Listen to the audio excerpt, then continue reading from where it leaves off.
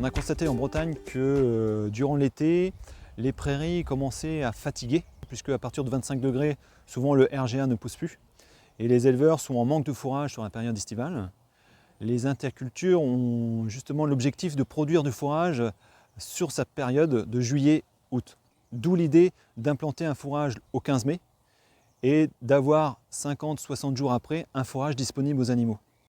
Depuis 3 ans, la Chambre d'agriculture de Bretagne a mis en place des CC d'interculture estivale entre 2021 et 2023 chez des éleveurs laitiers et en partenariat avec les bassins versants et le semencier Barenbrück.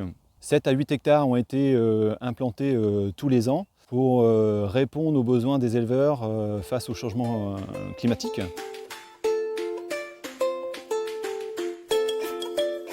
On a 130 vaches laitières à la traite et 30 hectares accessibles en pâturage des vaches. Les objectifs de l'exploitation sont l'autonomie fourragère ainsi que l'autonomie protéique. Le siège d'exploitation où il y a les 30 hectares accessibles est en zone séchante, sur des terres très légères, sableuses. Du coup, on peut avoir un mois de juin sec et pour avoir du fourrage vert à pâturer, c'est plus compliqué. Bruno Durand, GAEC Catillon à Maxent, donc exploitation à 2 associés, 700 000 litres de lait, 130 hectares. On est dans un modèle pâturable, on est dans une filière bleu blanc cœur, donc l'objectif nous c'est d'avoir du pâturage au maximum. La sécheresse en 2022 a fatigué nos prairies, donc on est un petit peu limite en pâturage. Donc au lieu de faire un maïs, on voulait repartir sur un cycle pâturant de toute la période estivale. La particularité du projet était de tester des plateformes identiques sur chaque exploitation à travers la Bretagne durant les 3 années qui répondent à différents contextes pédoclimatiques.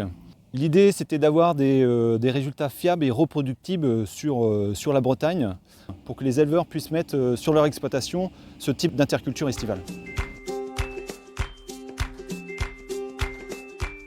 Le choix des modalités s'est porté surtout sur des modalités à cycle court et pâturable et robuste sur une période estivale.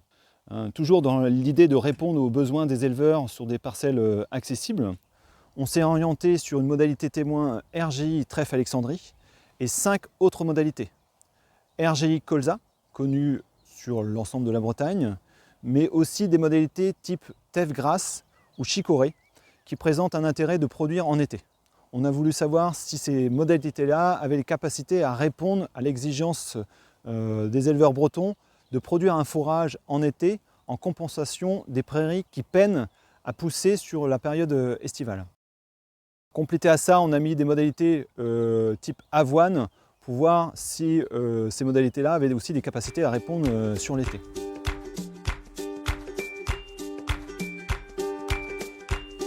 Au même titre que le semis, le protocole de récolte a été identique sur chaque plateforme, sur chaque cycle de production et durant les 3 années des essais. Les modalités RGI-TA au premier cycle et la modalité Chicorée-TA au deuxième cycle a permis de déclencher sur l'ensemble des modalités la récolte des plateformes.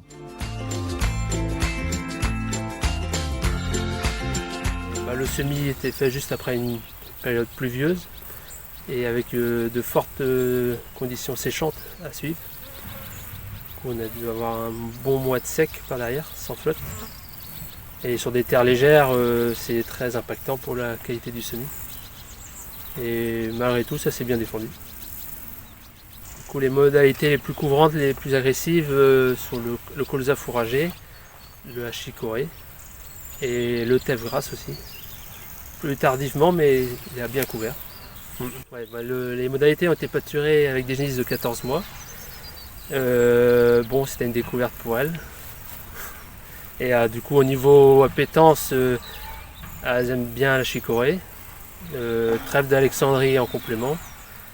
Et après, le colza était un peu trop avancé, mais elles l'ont bien mangé après. Et après, tout ce qui est teff grasse, c'est plus dur à faire manger. Après, peut-être le stade qui était peut-être aussi avancé à confirmer. Oui, donc sur les modalités qui ont été semées au mois de mai, là, mon analyse est assez positive parce que on a eu des conditions favorables météo. Ça a permis 5 pâturages. Donc après, chaque modalité avait ses atouts et ses inconvénients. Nos animaux ont fortement apprécié cette plateforme. On n'avait que 2500 m² sur une parcelle avec un parcelle d'1 hectare à côté de prairie. Donc on faisait des petits paddocks qu'on leur mettait sur 3 jours. Et on s'apercevait que dès qu'ils arrivaient dans la parcelle, ils allaient manger la plateforme. Donc ils revenaient plutôt pour finir la soirée ou la journée sur la prairie. Mais autrement, c'était direction l'essai au départ. L'avoine et le colza ont montré leur intérêt à se développer rapidement, où une première récolte a pu être exploitée, à l'inverse du teff grasse et de la chicorée qui, eux, ont montré un développement plus lent, avec une récolte au premier cycle plus faible, mais qui ont une capacité à repousser sur l'été dès l'apparition de premières pluies.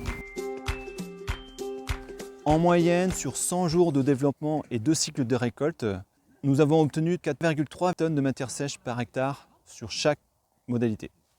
Dans l'ensemble, chaque modalité présente des valeurs alimentaires supérieures à 1 UFL et 20% de MAT. L'ensemble des modalités a un coût autour des 50 € par tonne de matière sèche. Ce coût est à mettre en parallèle avec la sécurité fourragère de son exploitation et la pérennité de ses prairies.